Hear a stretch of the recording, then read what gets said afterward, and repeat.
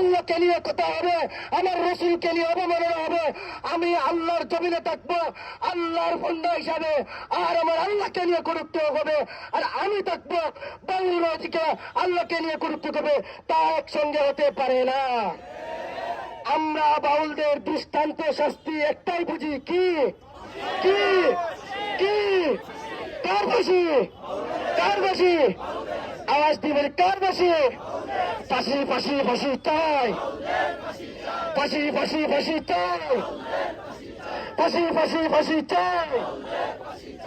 কোথার জমিনে, আল্লাহর জমিনে কোন আল্লাহ বিরোধী, আল্লাহ বিরোধী থেকে থাকবে, তা হতে পারে না। আমরা স্পষ্ট করে বলতে চাই, আল্লাহর জমিন থেকে স্পষ্ট ঘোষণা দিতে চাই, আমরা থাকতে আল্লাহর জমিনে আল্লাহ বিরোধীরা থাকতে পারে না।